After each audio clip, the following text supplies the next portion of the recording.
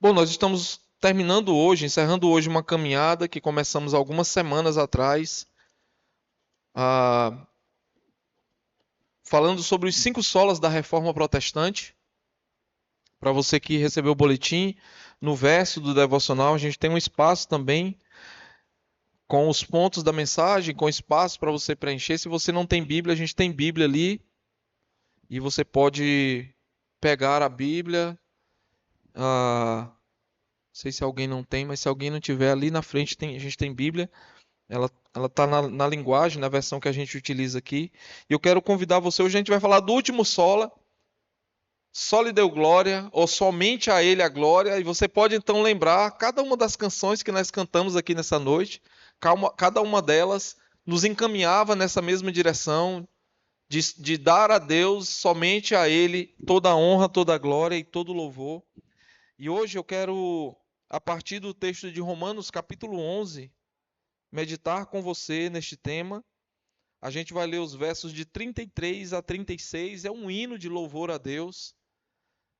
O apóstolo está encerrando essa sessão e ele faz isso com um hino de louvor a Deus.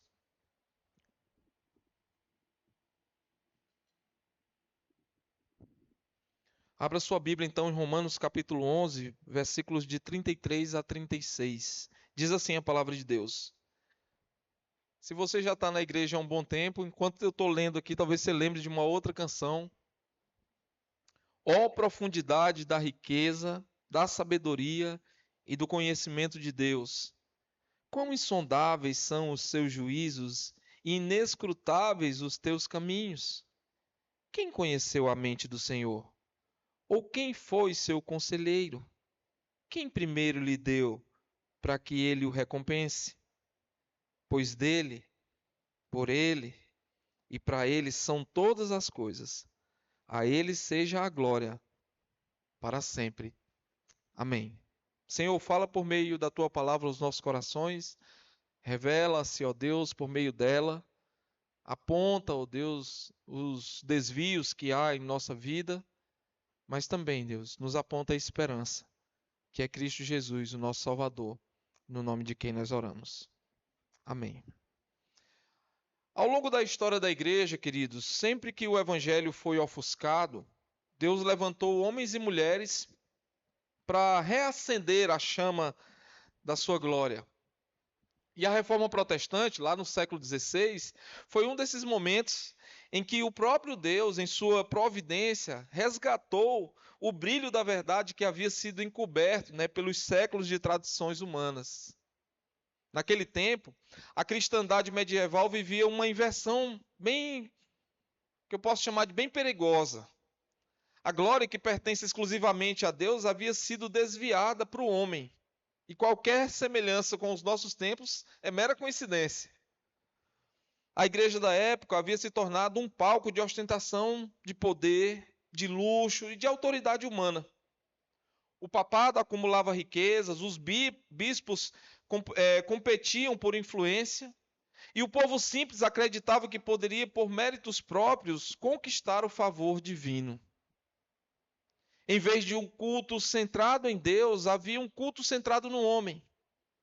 Em vez de buscar a glória do Criador, buscava-se a glória da criatura ou da criação.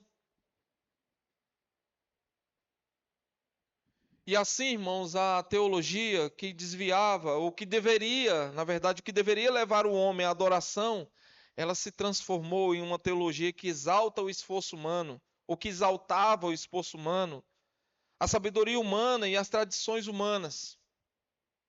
E foi nesse cenário que surgiu um clamor da reforma. E o último desses solas que foram pregados ali durante a reforma é só lhe deu glória, ou somente a ele a glória. Martinho Lutero e tantos outros reformadores não estavam apenas debatendo doutrinas. Eles estavam confrontando uma visão do mundo que colocava o homem no centro da fé. Eles estavam denunciando a idolatria da glória humana.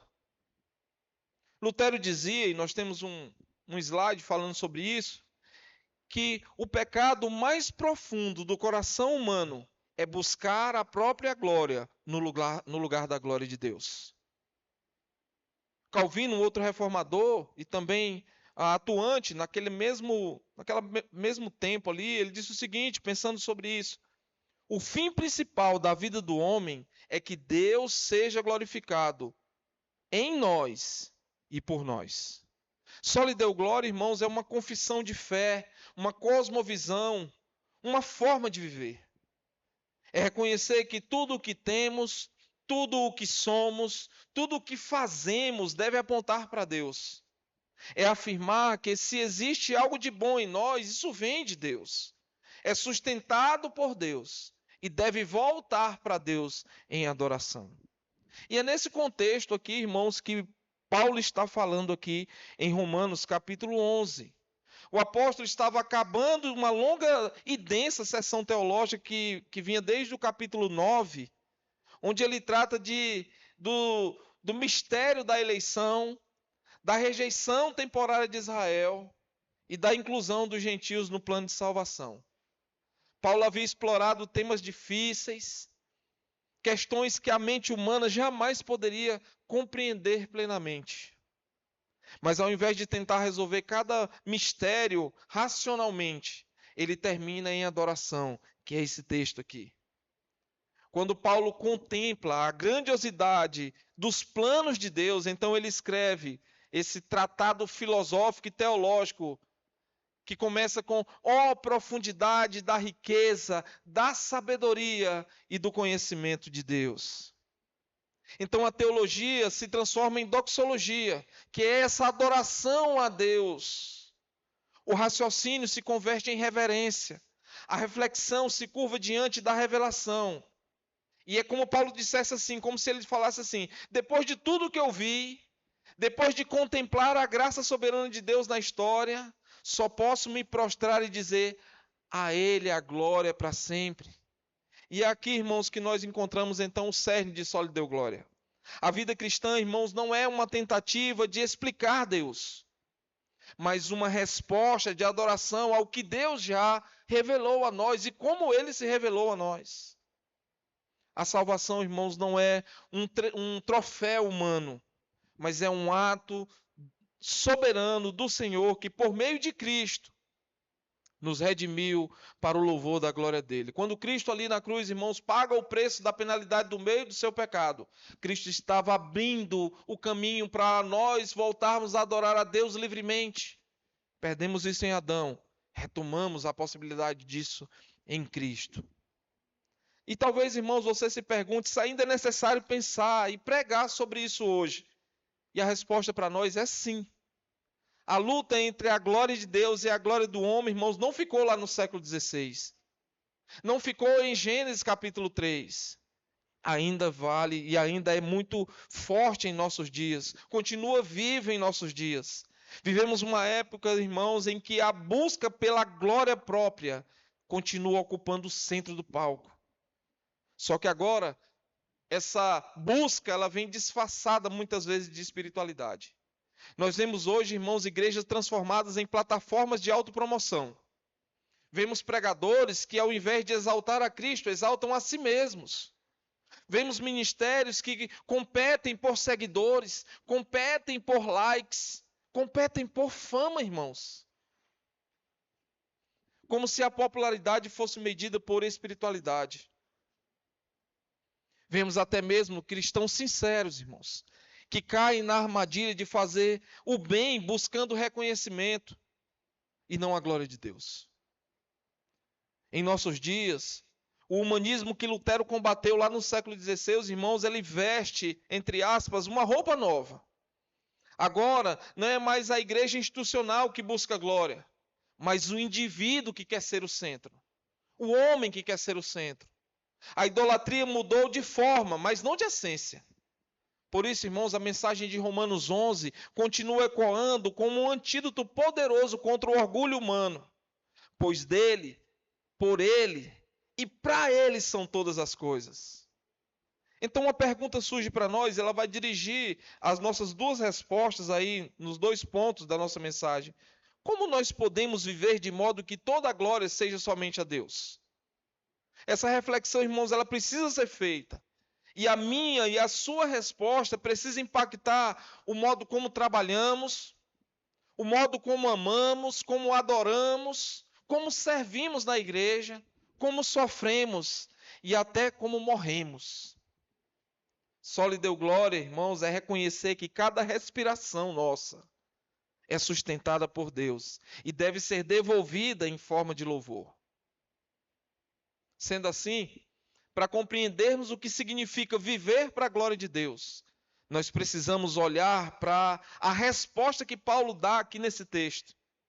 E como sempre a gente traz uma frase para sintetizar a mensagem, e eu espero que, se nada do que eu falar nas próximas 3 horas aqui, ou no próximo tempo que a gente ficar juntos aqui, se essa frase ficar na sua mente, eu já vou ficar muito feliz. Alguns se espantaram.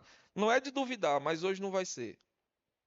A nossa frase é a seguinte, está aí no seu boletim.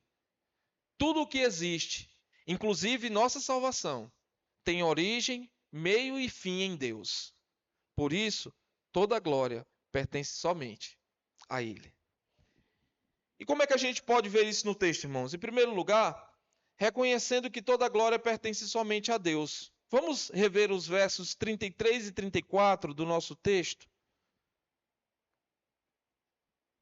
Diz assim: ó profundidade da riqueza, da sabedoria e do conhecimento de Deus! Quão insondáveis são os seus juízos e inescrutáveis os seus caminhos! Quem conheceu a mente do Senhor? Ou quem foi seu conselheiro? Ou quem foi seu conselheiro? Primeiro, irmãos, nós vamos ver a grandiosidade da sabedoria de Deus. Paulo inicia esse trecho aqui com uma explosão de adoração. Quando a gente está lendo e lendo os comentários dos teólogos, irmãos, essa palavra ela vem bem forte. Parece que Paulo está explodindo em adoração. A compreensão de quem Deus é está tão forte na sua mente que até o termo que ele usa para expressar isso, irmãos, na língua portuguesa nem tem uma expressão semelhante. Esse ó profundidade, e a gente vai ver um pouco disso, ele não está apenas construindo um argumento lógico, ele está maravilhado, irmãos. Depois de 11 capítulos explicando as profundezas do Evangelho, da depravação do homem, a justificação pela fé, a graça soberana, a eleição, a misericórdia de Deus, o apóstolo não consegue se conter. E então, irmãos, sua teologia se transforma em uma declaração de louvor a Deus, de novo, doxologia. E aí ele começa a expressão aqui, ó profundidade da sabedoria e do conhecimento de Deus. Isso indica, irmãos, que algo não pode ser medido, algo além da compreensão do humano. A palavra aqui no original, irmãos, é batos. Batos é profundidade. Profundidade, essa palavra aqui, irmãos, ela descreve um abismo sem fundo. Você imagina isso? Quando ele fala, ó profundidade, é algo que não tem fim. Paulo está dizendo, a sabedoria de Deus é um oceano sem margem, e sua mente é insondável.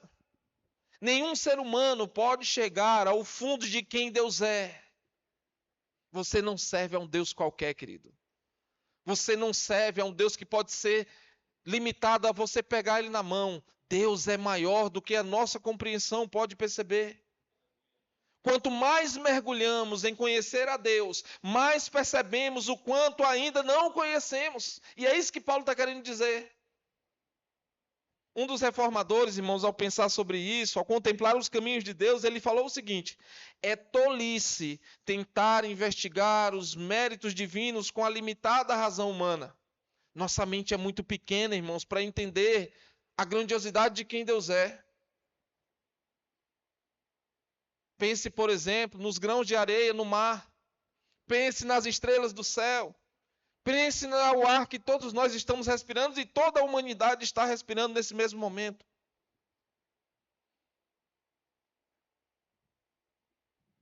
Deus é grande demais, irmãos, para nós entendermos Ele. Mas isso não quer dizer que nós não devamos buscar conhecê-lo. Sim, Deus se fez revelado a nós. Nós temos a sua palavra. Nós temos o mundo à nossa volta. O que ninguém pode dizer é que não tem como não conhecer a Deus. Sim, você tem, eu tenho como conhecer. Deus se fez revelado a nós. Aqui já está o primeiro golpe, irmão, contra o orgulho humano. Deus é glorificado quando reconhecemos nossa limitação. Desde Gênesis 3, irmãos, o homem quer ser maior do que Deus fez ele ser. Mas, irmãos, a glória de Deus ela é revelada quando nós entendemos a nossa pequenez, a nossa limitação, o quanto somos carentes, dependentes de Deus. E a reforma, irmão, ela levantou essa bandeira. O homem não é o centro da sabedoria, Deus é o centro. Isso significa que toda ciência, toda arte, toda teologia só encontra sentido quando reconhece Deus como o Criador e sustentador de todas as coisas. Depois, irmãos, nós vemos a impossibilidade de aconselhar a Deus. O texto continua com uma pergunta retórica que diz assim: quem conheceu a mente do Senhor? Ou quem foi seu conselheiro? E essas perguntas, irmãos, elas ecoam Isaías capítulo 40, versículo 30. Você quer abrir sua Bíblia lá comigo? Deixa marcado aí o texto de Romanos e vai para Isaías 40, 30.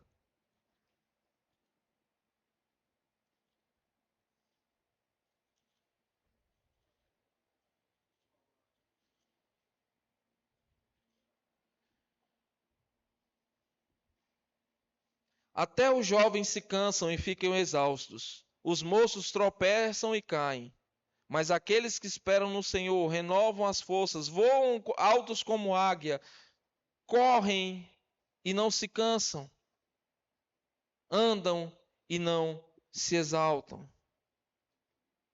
Eu acho que eu anotei o texto errado. Mas, de qualquer forma, é 13, irmãos. Eu li foi o texto errado. É 40, 13. Perdão. 40, 13. Quem definiu limites para o Espírito do Senhor ou o instruiu como seu conselheiro? Agora sim. Então, Paulo aqui está ecoando Isaías, quando ele diz: quem conheceu a mente do Senhor? A ideia é clara, irmãos, porque a pergunta é retórica. Ninguém pode ensinar ou sugerir nada a Deus. Irmãos, você pensa sobre isso aqui? E você se depara com situações do tipo de pessoas que determinam coisas para Deus. Você já viu isso em algum lugar, irmãos? Pessoas dizendo: eu determino que aconteça tal coisa. Irmãos, quem é você? Quem sou eu para determinar algo para Deus? Ou, irmãos, você vê lugares aí que pessoas dizem assim: venha para tal dia da libertação, como se Deus fosse obrigado a, naquele dia, libertar alguém de qualquer coisa. Venha para a segunda de tal coisa, venha para a quarta de não sei de quê, venha para o sábado de não sei. Irmãos, pessoas marcando a agenda de Deus. Agora você imagina isso, irmãos. Agora você imagina por que as pessoas fazem isso. Porque elas querem que Deus atue naquele dia, para Deus ser glorificado? Não, irmãos. Para eles dizerem: eu determinei, Deus fez. Irmãos, agora você imagina Deus sentado lá no seu trono de glória, esperando eu marcar na agenda o dia e a hora que ele vai atuar. Irmãos, isso beira loucura. Deus é grande demais, irmãos, para a nossa compreensão pequena.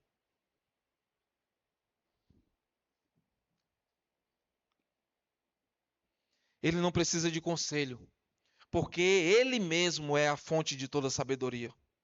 Desde Gênesis 3, irmãos, o homem tenta inverter essa ordem. Muitos querem adaptar Deus às suas opiniões, reinterpretar a Escritura segundo seus valores, moldar a verdade às suas emoções.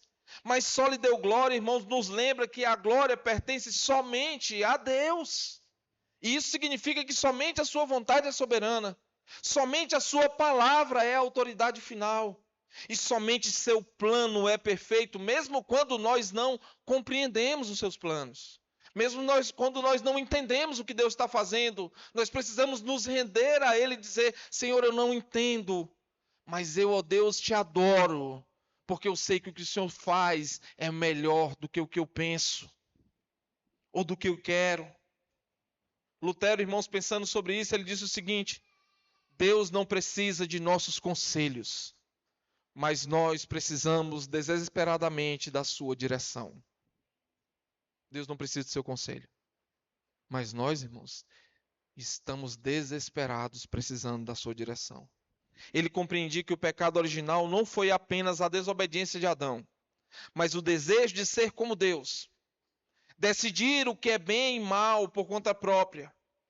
E toda vez, irmãos, que queremos ajustar a revelação divina às nossas preferências, repetimos o mesmo erro, o erro do Éden. E algumas aplicações para nós aqui, irmãos, nossa fé é expressa na adoração. A verdadeira teologia sempre termina em louvor e adoração somente a Deus. Paulo termina aqui esse trecho glorificando a Deus. Ele tratou de temas difíceis, de temas de difícil compreensão, mas ele termina dizendo assim: ao Senhor, ao teu nome toda honra, toda glória e todo louvor. Quando entendemos quem Deus é, somos levados a adorá-lo, não a discutir com ele, não a querer dar conselhos para Deus, mas apenas adorá-lo. A mente reformada, irmãos, é antes de tudo um coração rendido a Deus. Segundo, reconhecer a glória de Deus é renunciar ao controle. O orgulho humano, irmãos, quer explicar tudo, prever tudo, controlar tudo. Mas o crente maduro, irmãos, é aquele que mesmo sem entender, descansa na sabedoria e na soberania de Deus. Como o salmista diz no Salmo 36:6, os teus juízos são como os abismos profundos. Não têm fim, não podem ser medidos por nossa mente. Terceiro, na vida da igreja, irmãos, significa submeter-se à palavra de Deus. O púlpito não é um palco de opiniões humanas, irmãos, mas o lugar onde Deus fala. Irmãos, eu sempre repito isso aqui. Cada domingo, irmãos, que eu me encontro bem aqui nesse lugar, há um profundo temor no meu coração. Há um profundo temor por cada palavra que eu falo aqui, irmãos. Minha família sabe a quantidade de vezes na semana que eu reescuto a mensagem que eu prego aqui. É por temor, irmãos.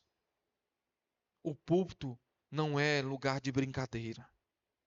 Não é lugar de achismo. Não é lugar para opinião humana. É lugar para Deus falar por meio de sua palavra. Então, a minha expectativa, irmãos, é isso que eu oro a cada dia ao Senhor. Senhor, me dá graça, me dá discernimento, mas me dá temor do Senhor. Para que cada vez que eu suba ali, cada vez que eu me... Aqui não tem subir, né? Mas cada vez que eu me coloque ali atrás, eu vá com meu coração cheio de humildade e de reconhecimento de quem Deus é. Conta-se então, ao término da construção de uma das grandes cantatas de Bach, ele escreveu no rodapé a abreviação de Soli Deo Gloria, SDG. Bach entendia que sua marca, por mais bela que fosse, as canções que ele escrevia, por mais belas que fossem, não tinha outro propósito senão refletir a majestade do Criador. Ele compunha não para ser famoso, mas para que por meio da arte o mundo percebesse algo da glória de Deus. Da mesma forma, Paulo, irmãos, ao encerrar sua exposição teológica aqui nesse texto, não busca fama, nem reconhecimento humano. Paulo se curva diante da sabedoria, da soberania de Deus e nos ensina que toda obra nasce de um coração que se prostra diante de Deus e desse Deus glorioso.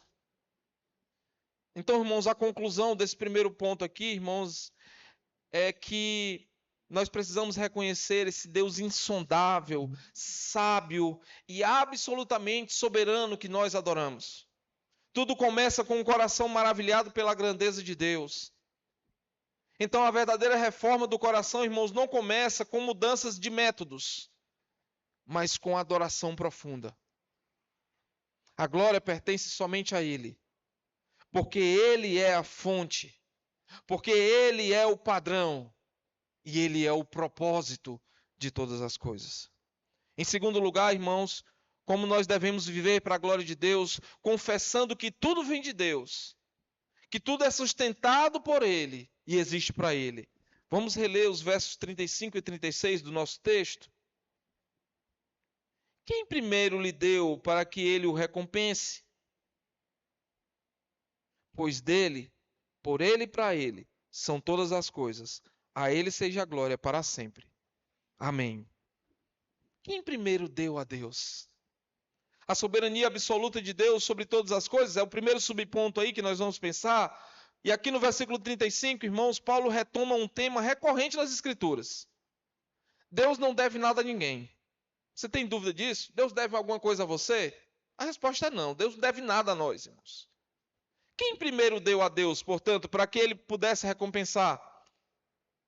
Isso revela, irmãos, uma verdade humilhante e libertadora ao mesmo tempo. Tudo o que temos e somos vem dele.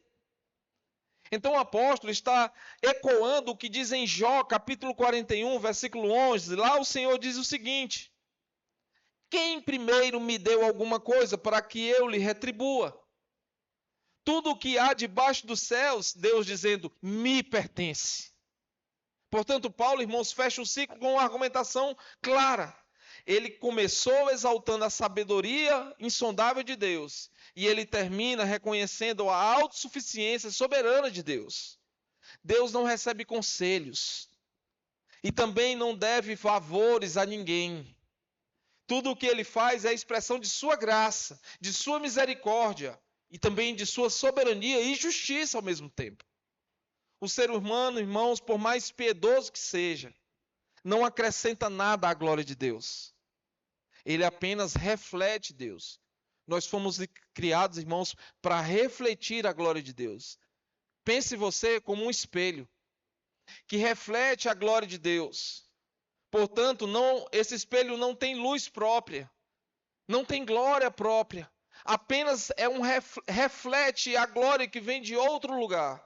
E este lugar é uma pessoa, é Deus. Nós somos chamados, irmãos, a refletir Deus em tudo o que nós fazemos. Em tudo o que nós fazemos. Calvino, comentando sobre esse tema aqui, ele diz o seguinte: nada temos que não nos tenha sido dado. Portanto, toda pretensão de mérito é destruída. A glória de Deus é o fim último de todas as nossas ações. A glória de Deus é o fim de todas as nossas ações, irmãos. Lembra de 1 Coríntios? Deixa marcado Romanos aí.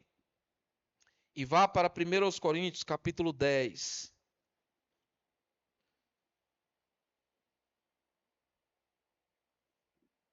Primeiros Coríntios, capítulo 10, versículo 31.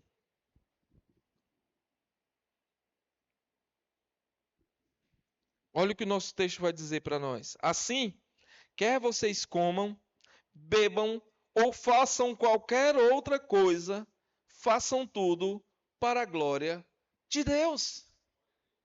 Todas as nossas atitudes, irmãos, toda a nossa vida, tudo que nós fazemos no trabalho, na faculdade, na escola, em casa, na igreja, não importa onde estejamos ou em que circunstâncias estejamos, precisa ser um reflexo para a glória de Deus. Precisamos refletir Deus em tudo o que fazemos. Depois, irmãos, nós vemos, nesse segundo subponto do nosso ponto, é a origem, e o meio e o fim de todas as coisas. Dele, por ele e para ele. Paulo está encerrando aqui o capítulo, irmãos, com uma das mais grandiosas afirmações teológicas de toda a Bíblia. Por meio dele, por ele e para ele são todas as coisas. Aqui nós temos 3 preposições: dele, por ele e para ele. Elas formam um resumo, irmãos, da cosmovisão cristã. Vimos isso na semana passada em Somente Cristo, em Somente Cristo, que tudo que existe encontra sua explicação nessas 3 expressões. Dele, Deus é a origem de tudo. Nada existe fora do seu decreto eterno. A criação, a história, a redenção e até os eventos mais simples da vida são obras das mãos de Deus. Como o salmista fala, irmãos, lá no Salmo 135, 6, ele diz: o Senhor faz tudo o que lhe agrada. nos céus e na terra. Cada respiração, irmãos, cada amanhecer, cada vitória, cada lágrima procedem do seu propósito eterno. Nada que nos acontece, irmãos, está fora do expediente de Deus. E nada que nos acontece que não deva voltar para Deus, para a glória de Deus. Quando tudo dá bem, irmãos, se você vai ouvir amanhã o nosso bom dia, vai ter um pouco disso. Quando tudo está bem, nós somos tendenciosos a nos afastar de Deus, a meio que esquecer Deus. Mas quando tudo está bem, irmão, nós somos chamados a ir intensamente para Deus e agradecer porque tudo está bem. Mas também quando tudo está mal, Deus diz: vinde a mim, me traz os teus fardos pesados. Deus espera também por nós quando tudo está mal. Mas Deus não espera a gente só quando tudo está mal, não, irmãos. Deus espera a gente o tempo todo. Ele quer que a nossa vida seja uma expressão constante da sua glória. Então, o Senhor fez tudo. Tudo que está no céu. Então, cada respiração, cada amanhecer, cada vitória, cada lágrima procedem do seu propósito eterno. A segunda expressão é por Ele. Dele, Deus é a origem de tudo. Por Ele, Deus é o meio e sustentador de tudo.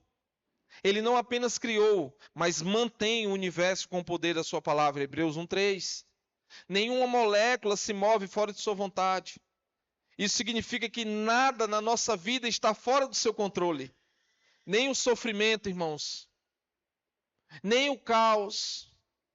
Nem as injustiças. Porque, irmãos, em meio a essas tempestades da vida, somos muitas vezes levados a questionar onde Deus está. Deus está no mesmo lugar, agindo da mesma forma. Um dia ele estava sentado no seu trono de glória, vendo o seu filho morrer na cruz por nós. Deus sabe o que é sofrimento, irmãos. Às vezes nós ficamos olhando para pequenos sofrimentos nossos e perguntando: ó vidas, ó céus, ó azar, onde tu estás, Senhor? Que o Senhor não está vendo o que eu estou passando. Deus está vendo o que ele está passando. Mas muitas vezes, por meio dos nossos sofrimentos, ele está nos moldando à semelhança de Cristo. Então, quando sofremos, irmãos, devemos dar glória a Deus porque estamos nos assemelhando a Cristo. A pergunta é, irmãos, nós estamos glorificando a Deus em meio ao sofrimento como Cristo glorificou a Deus em meio ao seu sofrimento? E lembre-se, por causa do sofrimento de Cristo, nós temos esperança. Então, muitas vezes, irmãos, o sofrimento que passamos é para nos dar esperança. Porque, irmãos, se tivéssemos só coisas boas nessa terra, irmãos, ia ser bom demais.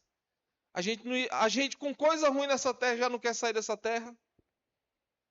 Quer ver? Responda para si mesmo. Você quer morrer hoje? Para ir para o céu agora? Provavelmente você vai dizer: eu não. Ainda tenho muita coisa para viver. Ainda tenho muita coisa para fazer. Ainda tenho que fazer não sei o quê, não sei o quê. Então, irmão, se com as coisas ruins que nós vivemos nessa terra, você ainda quer ficar aqui, imagine se tudo fosse bom. Mas os momentos difíceis nos lembram que há esperança. E a nossa esperança é uma pessoa. É Cristo. Cristo. Então, a doutrina da providência não é uma abstração teológica, mas é uma âncora para o coração. Deus está conduzindo tudo para o seu plano redentor, para o seu plano perfeito. Porque dele, por ele e para ele, Deus é o fim de tudo. A finalidade última de todas as coisas é a glória de Deus. O universo não existe para satisfazer o homem, mas para manifestar a majestade de Deus como Criador. Jonathan Edwards falou uma vez o seguinte: o fim para o qual Deus criou o mundo é a comunicação de sua própria glória. Deus criou esse mundo, irmãos, para a própria glória dele, não para a nossa glória. Então, irmãos, toda a criação é um espelho que reflete a beleza de Deus. E quando ele não faz isso, distorce sua própria razão de existir. A pergunta é, irmãos, eu e você temos refletido, sido reflexos da glória de Deus ou não? Porque, irmãos, se nós não temos sido reflexos da glória de Deus, qual é a razão de você continuar existindo? De eu continuar existindo? Pense no seu espelho. Já fiz esse teste uma vez. Eu peguei meu Rexona, chacoalhei o Rexona e passei assim no espelho. Vai gastar um pouquinho, mas faz isso amanhã, hoje ainda. Vai ficar embaçado. Vai ficar embaçado. Se aquilo não sair nunca mais, o que você vai fazer com o espelho? Jogar fora. Mas nós podemos ter esse espelho limpo novamente, irmãos. Sabe como a gente pode ter esse espelho limpo novamente? Limpando ele com o sangue de Cristo. O sangue de Cristo nos purifica de todo o pecado. E então, irmãos, nós podemos voltar a cumprir o propósito para o qual existimos, que é a glória de Deus. É a glória de Deus. Algumas aplicações para a gente nesse texto aqui. Na salvação, somos salvos por graça mediante a fé em Cristo, para a glória de Deus. Efésios 1:6 diz, para o louvor da sua gloriosa graça. A salvação, irmãos, não é um projeto humano, mas uma obra divina do começo ao fim. Nós já vimos isso aqui, pensando sobre isso, na EBD inclusive. Se você faltou, não falte na EBD, inclusive hoje. Hoje não tem mais EBD, que teve mais cedo, né? Reconhecer isso, irmãos, nos livra da vanglória espiritual e nos conduz à gratidão. Nós queremos, irmãos, dizer: eu fiz.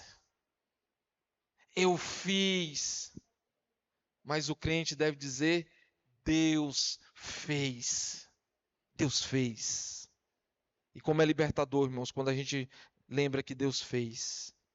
O verdadeiro crente não diz eu aceitei a Cristo, mas Deus teve misericórdia de mim.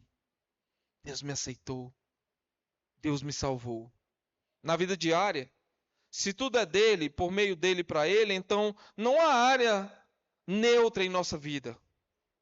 Trabalhar, estudar, servir, criar filhos, descansar. Descansar, irmãos, é para a glória de Deus. Tem gente que não gosta de descansar, mas descansar, ele é uma expressão do que Deus fez. Lembra o que aconteceu no 7º dia da criação? Deus descansou. A pergunta é, Deus precisava descansar? Não. Tem uns que só querem descansar, é outro extremo.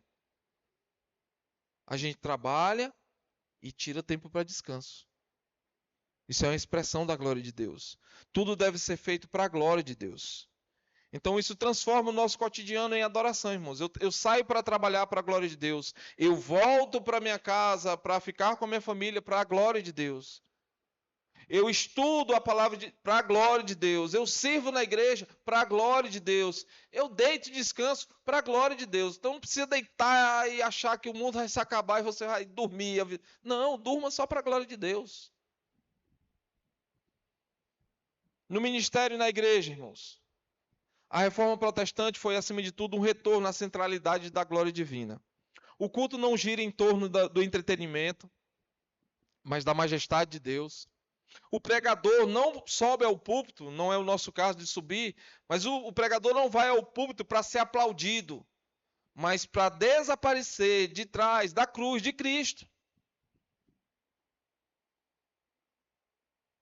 O objetivo do louvor, da pregação, da comunhão não é satisfazer o gosto do homem, mas agradar ao Senhor da glória.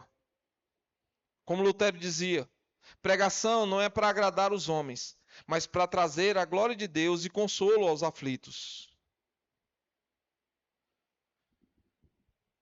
Durante o século XVI, os reformadores começaram a utilizar uma expressão resumida que se tornaria o coração, vamos dizer assim, da fé protestante. Só lhe deu glória. Era um selo que unia todos os outros solas. Se você percebeu no brasão que tem na nossa série, porque não está aqui. Mas lá no YouTube vai ter o brasãozinho. Aí vai ter, ele é como fosse uma junção de peças, formando esse brasão. Sola Escritura, porque somente a palavra revela a glória de Deus. Sola Gratia, porque somente a graça manifesta a glória de Deus. Sola fide, porque somente a fé dá glória a Deus. Solus Christus, porque somente Cristo é o centro da glória de Deus. Então os reformadores eles compreenderam que se qualquer coisa fosse acrescentada, méritos humanos, tradições, hierarquias, a glória de Deus seria dividida. E dividir a glória de Deus, irmãos, é roubar o que pertence exclusivamente a Deus. Por isso, só lhe deu glória, irmãos, é um ato de adoração e arrependimento. Adoração e arrependimento. Qual é a conclusão para nós desse ponto 2 aqui, irmãos? Quando Paulo escreve, a ele seja a glória para sempre, amém. Ele está nos ensinando a terminar toda a teologia com louvor. A vida cristã, irmãos, não é um discurso intelectual, mas um cântico que nasce num coração redimido. Reconhecer que tudo vem de Deus, é sustentado por Ele e existe para Ele, é o segredo da verdadeira liberdade. A maior alegria do crente, irmãos, é viver para o louvor da glória do seu Senhor. Portanto, irmãos, pois dele, por ele e para ele são todas as coisas, a ele seja a glória para sempre, amém. O solo lhe deu glória é o cume dos 5 solas da reforma. Se sola Escritura nos mostra a autoridade da palavra, se sola gratia revela a graça soberana de Deus, o sola fide proclama a fé como instrumento de salvação, e se o solus Christus aponta para o único mediador, então o solo lhe deu glória é o fim para tudo isso, o fim de tudo isso, a razão de ser de toda a história da redenção. Os reformadores não buscavam glória pessoal. Lutero, Calvino, Zwingli e tantos outros, eles não queriam fama, eles queriam, irmãos, fidelidade. Eles sabiam que a igreja havia se tornado autocêntrica, ou antropocêntrica, centrada no homem.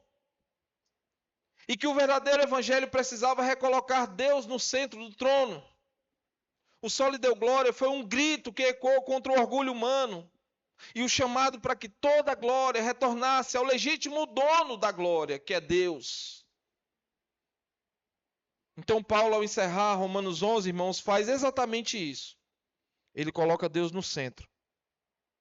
O homem aos pés da cruz e a adoração como a resposta natural da graça. Sua teologia termina com louvor. E essa é a marca de toda doutrina verdadeiramente reformada. A inversão do centro na modernidade, irmãos, que a gente vive hoje, ela se repete e repete os mesmos erros do século XVI. O homem busca essa autoglorificação. O homem moderno, ele quer ser o centro da moral, da verdade, da espiritualidade e até da fé. Perceba as redes sociais, irmãos. Elas se tornaram púlpitos de ego. Púlpitos de ego. E as igrejas, muitas vezes, irmãos, se transformam em palcos de performance. E a espiritualidade em uma busca por bem-estar pessoal. Mas a reforma, irmãos, nos chama a um caminho oposto. O caminho da rendição, da humildade e da adoração. Só lhe deu glória, confronta nossa vaidade e nos lembra, irmãos, que somos apenas vasos e Deus é o oleiro. Em 2 Coríntios capítulo 4, versículo 7, Paulo escreve o seguinte: temos esse tesouro em vasos de barro, para mostrar que este poder, que a tudo excede, provém de Deus e não de nós. A igreja precisa redescobrir essa verdade. O poder vem de Deus e a glória é dele.